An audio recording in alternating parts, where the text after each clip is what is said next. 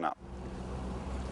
We're out here just outside Breakwater in Sag Harbor, and Havens Beach is right behind me. That's where the ditch is. We're going to take a look at the phragmites, distinctively how they grow along the dredge spoils there.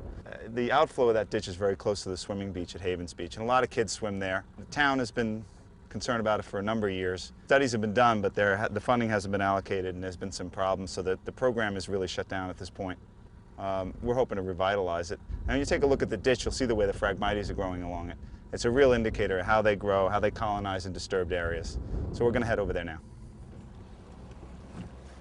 Right along the ditch, you can see very distinctively the wide-bladed grass of the phragmite. It's colonizing right in that ditch because that's an area that's compromised, the soil quality, the soil chemistry. The water that's flowing out of this system is storm water that's coming up around 114 area. A lot of residential, also some commercial. There's a gas station up there. And tests that were done about 10 years ago when the village was considering doing a restoration and remediating this ditch. Those tests came back positive for septic waste, high nutrient levels. And you can see this outflow. You can see it just coming and heading right out to the bays.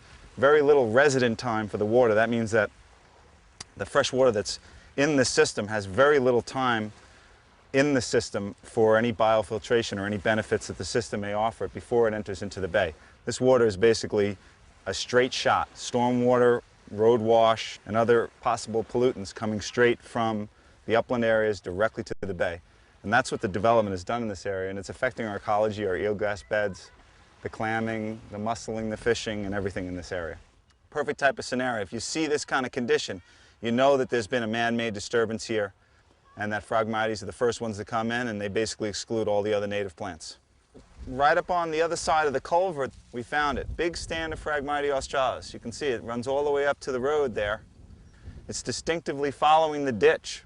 This is the ditch for the road drainage. Now, our forefathers who developed Sag Harbor, that was their plan, to drain this area by creating this ditch and run the stormwater out to the wetland. But as the area's developed, we're having problems with that now. And you can see why the habitat is reduced with the Phragmites australis. I mean, what's going to grow in here? Plus, a lot of the native turtle species that need to move in and out of wetlands go from upper areas to wet areas. They can't move through this, so it's really causing a lot of damage to the habitat. Phew. Well, you can really smell this ditch now. Can't believe they let people swim by this thing. I'm clearing a path through the Phragmites so we can see the ditch. Just as it goes under the road, no filtration, no nothing. This just stormwater. Used to be rainwater, but after, picks up road pollutants and everything, that's what it becomes. I mean, it stinks down here. Phragmites love it. The dirtier the better. You can see down in the stream bed, there's absolutely no vegetation whatsoever.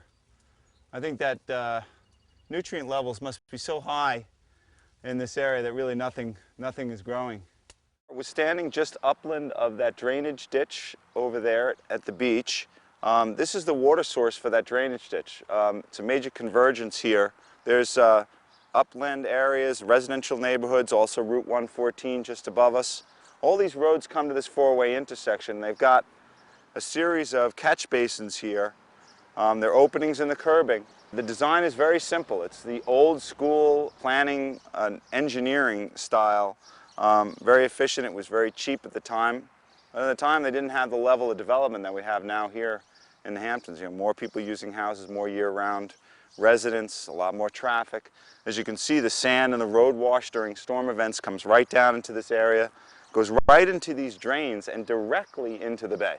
All around the country, there's efforts going on to remediate these type of drainage systems. To get the benefit of biofiltration. All around the country, there are wetlands being built to manage this water before it enters into surface water areas.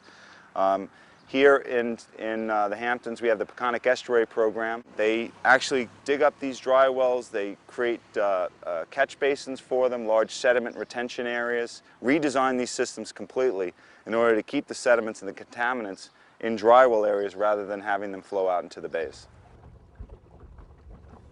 Here in Northwest Harbor, we're looking at Northwest Harbor's western shore and Barcelona Neck's eastern shoreline. where there's a beautiful Spartina salt marsh. This is one of my favorite areas here on Long Island, and I often take a walk in the woods here. Beautiful native oak forest. The village of Sag Harbor was at one time 50% salt marsh, just like you're seeing here. All the waterfront of Sag Harbor at one point was 50% salt marsh. And in that area by Havens Beach also, that whole area would have been a very extensive salt marsh. When they developed the area and they brought the fill in, they channelized that marsh. They basically took the marsh that was spread out over a wide area. They compacted the wetland area and made it into a channel. Here it's spread out, and you can see there's no phragmite here. This is a really active, beautiful system. These are the kind of habitats that are threatened by the invasion of the Phragmite australis. If there was human disturbance here, if we came in and we did ditching in this area, or if there was upland development, invariably over time we would see stands of Phragmite encroaching in this area, and eventually Phragmite could take hold. On this side, on Barcelona, where we have limited development, there's been I think there's one house on the water side, and there's a organic golf course up in there. This is state-owned property. It's well preserved. On the other side, where there's been more development, I'm seeing more and more Phragmite, especially over where dredge spoils are from the marina that's across the way. There's been quite a bit of development in the last 15 years in Northwest Woods. That watershed is coming out. That fresh water is feeding this estuary system. You can see that Phragmite following that freshwater input. Also now the quality of that water is probably heavier nutrients due to the fertilizers on the lawns and the development, the septic systems, and that Phragmite is taking advantage of that. Colonizing in here very close to the Spartina, as you can see. It's really coming in. It's almost to the water's edge here.